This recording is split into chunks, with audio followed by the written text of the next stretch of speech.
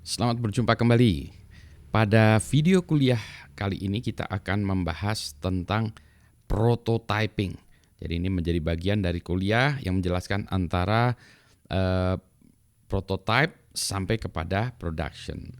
Jadi kalau kita bicarakan tentang prototype ya, jadi kita prototype awalnya kita punya ide, kemudian ide ini kita coba implementasikan ya, kita uji, kemudian yang ini kita sebut prototype, kemudian nantinya akan menjadi production dan menjadi produk, jadi atau service ya atau layanan. Nah, kalau kita lihat ya, seperti dalam gambar tadi ya, kita punya sebuah ide ya, konsep. Jadi ide itu apa aja saja ya, misalnya kita ingin membuat sebuah sistem atau device atau perangkat untuk mendeteksi temperatur dan humidity, suhu dan kelembaban misalnya ya. Kita ingin membuat seperti itu dan akan kita pasangkan di kebun-kebun atau di kandang ayam ya dan seterusnya, atau bahkan di gedung-gedung juga ya untuk mengatur ruangan ya, suhu ruangan ya, jadi supaya nyaman gitu ya. Nah, kita kan punya ide dulu ya. Idenya ini masuk akal tidak? Jadi kita pertama kita harus mikir masuk akal nggak ya? Masuk akal maksudnya gimana? Adakah sensor yang dapat digunakan untuk mengukur suhu atau temperatur dan kelembaban ya? Ada nggak sensornya? Oh ada nih. Oke. Kemudian ada nggak ya sistem komputer yang cukup kecil sehingga dia dapat diprogram di sensor yang kecil tersebut gitu ya? Karena nggak mungkin kalau kita naruh notebook di hutan gitu ya, ditaruh di setiap kandang ayam kita taruh notebook gitu kan ya, rada nggak mungkin juga. Bisa nggak kita buatnya jadi kecil gitu ya? Oke, maka ternyata ada ya, ada mikrokontroler ya, mulai dari Arduino sampai ke ESP8266, ESP32 dan seterusnya. Jadi banyak ya ternyata. Ada ya. Oke. Maka kemudian kita mulailah melakukan prototyping, yaitu dengan menyambung-nyambungkan. Jadi dalam konsep ini kita punya ide ya, kemudian prototype ini kita sambung-sambungkan tadi. Komponen-komponen itu kita sambungkan, kita buat tadi ya, masukin di breadboard, kita sambung-sambungkan. Misalnya ya LED-nya kita sambungkan, displaynya kita sambungkan dengan LCD. Kemudian apanya lagi? Ininya sensornya kita sambungkan pakai kabel, kita tarik kabelnya mungkin nggak ya kalau kabelnya panjang. Sebentar, saya ambilkan contohnya ya. Ini ya. Nah, ini ada contohnya ya yang saya maksudkan ya. Nah, ini ada contohnya, ini adalah mikrokontrolernya ESP8266 ya di sini. Kemudian di sini ada apa nih sensornya? Ini sensornya ya. Sensornya ini adalah sensor DHT22, ini sensor temperatur dengan humidity, disambungkan ya pakai kabel gini ya. Terus ini adalah LCD-nya ya. Jadi ini kalau kita lihat prototype tuh kayak gini ya, masih acak adut tuh. Adut ya. Tapi ini jalan. Jadi ketika kita melakukan prototype, iya asal jalan dulu ya. Idenya make sense nggak? Oke. Setelah ide make sense, maka kita rapikan untuk production. Berarti nanti ini nggak boleh acak adut kayak gini ya. Maka kita mulai pikirkan bagaimana memasukkannya dalam bentuk kotak ya, kita casingkan ya. Kayak gini nih misalnya, dimasukin kotak. Berarti ini harus nanti layarnya dimasukin kotak gitu ya. Gimana nih caranya? Oke, gini ya kali ya. Nah, gini ya. Nah, jadi nanti tulisannya yang muncul di layarnya ini dalam kotak yang rapi ya, masih semuanya dimasukin dalam kotak. Nanti ada masalah lagi, gimana listriknya? Nah, listriknya kalau sekarang kan ini pakai kabel ya, masukin komputer, power bank atau sejenisnya, gitu ya. Nah, itu yang saya sebut prototype ya. Prototype yang penting idenya itu terbukti bahwa itu memang bisa dilakukan ya. Nah, memang kalau kita bicara tentang prototype, idenya itu adalah kita ngecek ya the feasibility of design or product. Masuk akal nggak itu ya kita punya produk atau seperti itu ya, jadi si prototype ini ya. Ini orangnya saya pindahin dulu ya. Visible nggak kita punya produk seperti itu. Kemudian fungsinya jalan nggak ya fungsinya tadi. Misalnya fungsinya itu dia bisa mengukur temperatur dan humidity nggak ya, mengukur suhu dan kelembaban nggak ya. Terus dan bagaimana user makainya, apakah dicolok taruh aja atau ada yang harus yang dipencet-pencet. Kalau dipencet-pencetnya misalnya user interface-nya nggak gitu ya, dan seterusnya prototype ya. Nah, prototype itu biasanya penggunanya adalah si developer. Kayak tadi saya ya.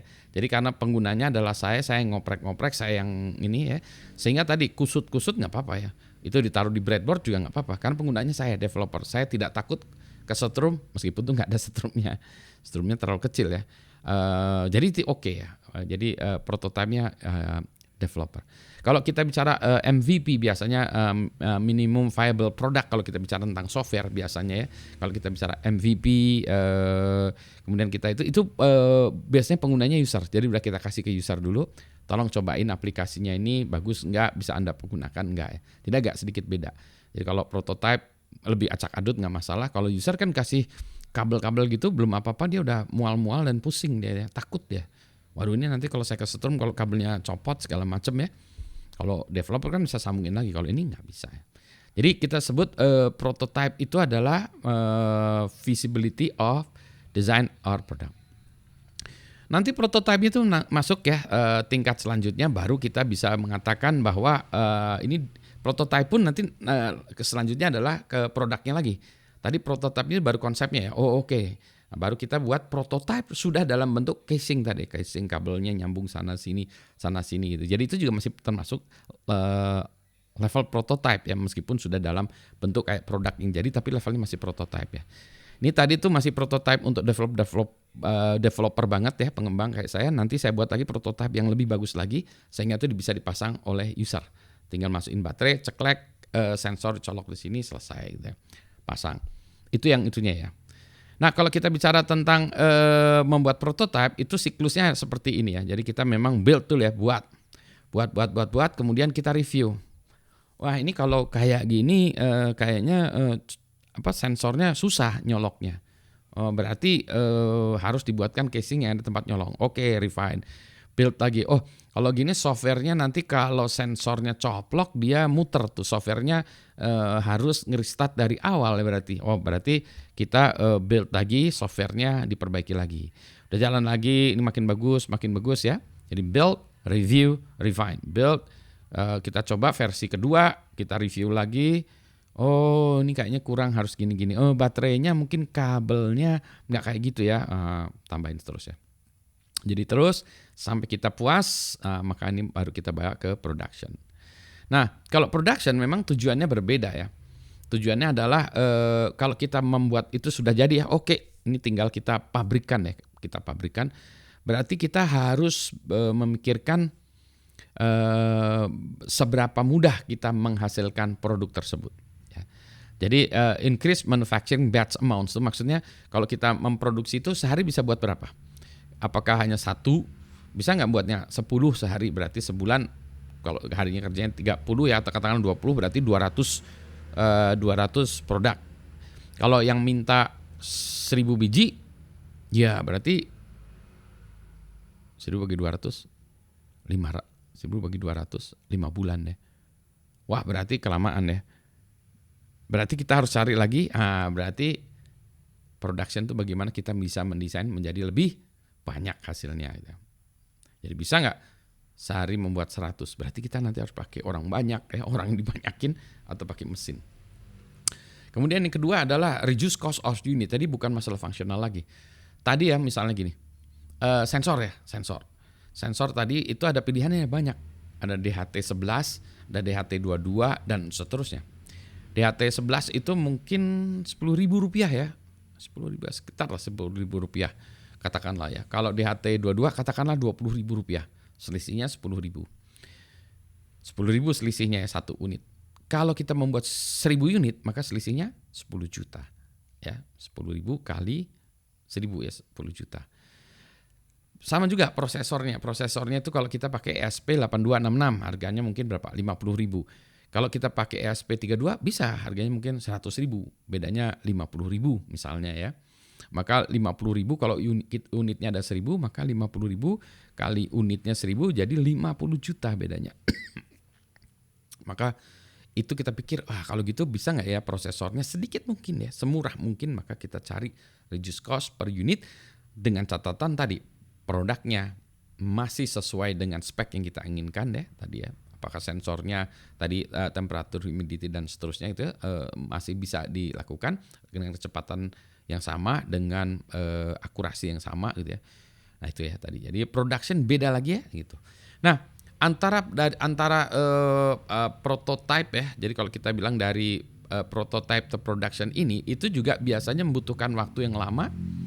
Ya, karena tadi mikir-mikir caranya ya, kadang-kadang misalnya kita bilang, waduh prosesornya bisa diganti nggak ya? Ini ada prosesor yang lebih murah, itu kan prosesornya 50.000. Kalau pakai prosesor yang ini harganya 15.000, oh jauh banget. Tapi ini desainnya, software harus di-redesign ulang. Wah mundur lagi kita ke prototype ya. Saat kita redesign ulang lagi, bisa nggak ya kita begitu? Nah jadi ini dari production pun kadang bisa mundur lagi. Jadi sebenarnya di sini ada lagi bisa mundur lagi ke prototype karena production menuntut tadi cost-nya menjadi lebih murah ya. Jadi kita bisa mutar lagi sini, bisa lama lagi. Jadi untuk membawa dari prototype ke production sehingga menjadi produk ini butuh waktu lama. Sehingga kadang-kadang ini menjadi masalah ya. Kadang prototype ini dikembangkan di kampus-kampus, di lab-lab dan merasa bahwa itu langsung bisa dijual. Padahal kalau kita bicara tentang production, itu masih jauh lagi ya. Jadi ide yang ada di sini ketika ditaruh di production ternyata hasilnya menjadi lebih mahal dan tidak bisa dibeli. Kayak kami nih membuat sebuah produk ya, buat produk. Wah ini kayaknya udah keren. Pas kita hitung-hitung, waduh costnya berapa? Costnya 700 juta. Nggak ada itu yang mau beli 700 juta. Mas, itu kalau sistem Anda itu harganya 100 juta saya beli. Kalau 700 juta masih kemahalan. Untuk satu produk atau satu service 700 juta kemahalan, 100 juta masih masuk akal karena kami kan pelaku bisnis ya, jadi harus melakukan perhitungan juga, sama dia juga melakukan prototyping bisnisnya gitu ya. Jadi ini yang membawa ke sini nih biasanya orang pabrik, orang manufacturing, orang bisnis ya, di sini tuh lebih banyak di situ dan dia biasanya cukup lama ya melakukannya. Jadi harus sadar juga ya orang prototype bahwa untuk prototype untuk sampai ke production sampai ke user ini masih butuh waktu lama, effort lama, mahal ya, masih mahal segala macam. Sehingga kadangkala bagian sini tuh dia memiliki porsi yang besar kalau kita pikir saham-sahaman gitu ya. Konsepnya uang wah edan banget ya, tapi itu ya biasanya kata orang konsep itu misalnya 99%, wah kebalik. Konsep itu 1%, 99 itu perspiration atau keringat ya. Jadi konsep itu sebenarnya dalam hal ini ya, kalau ini konsep memang keren, tapi sebenarnya dia hanya 1%. Keringatnya atau upaya yang membuat ini menjadi beneran ini 99% di sini. Jadi ini konsep ini cuma 1% sebetulnya. Prototype segala macam meskipun hebat ya, ini ya mungkin sekitar 10 sampai 15% ya. Jadi antar konsep prototype ini biasanya 20% ya. 80% di production. Itu ya biasanya realitasnya demikian. Tetapi masing-masing ini merasa ya kadang-kadang saking egonya gitu. Kan konsepnya dari saya, kalau nggak ada konsepnya itu berarti nggak jalan, nggak ada produknya. Memang benar demikian ya. Tapi kan ini hanya ide. Tapi kan ide saya yang paling keren, kalau tanpa ide itu nggak akan bisa jadi. Ya betul juga sih, gitu ya. Jadi tanpa yang 1% ini memang nggak ada gitu ya. Tapi ya tadi memang porsinya cuma 1%. Demikian pula kalau ide ini tidak dieksekusi menjadi prototipe ya nggak ada juga bentuknya ya. Jadi prototipe ini juga penting, tetapi value-nya tadi itu sebetulnya 10% ya. 10%. Tapi tanpa ini nggak jalan juga, tanpa ini nggak jalan juga ya. Jadi ini untuk menunjukkan sama-sama pentingnya bahwa porsinya demikian itu bukan berarti bahwa dia less important, bukan gitu ya. Tapi effortnya ya, usahanya itu memang lebih berat di sebelah belakang sini. Demikianlah sedikit singkat tentang prototyping ya, dalam konteks prototyping untuk production. Semoga video ini memberi penjelasan. Kalau kurang jelas mari kita diskusikan di kelas ataupun di forum-forum online. Selamat pagi semuanya. Assalamualaikum warahmatullahi wabarakatuh.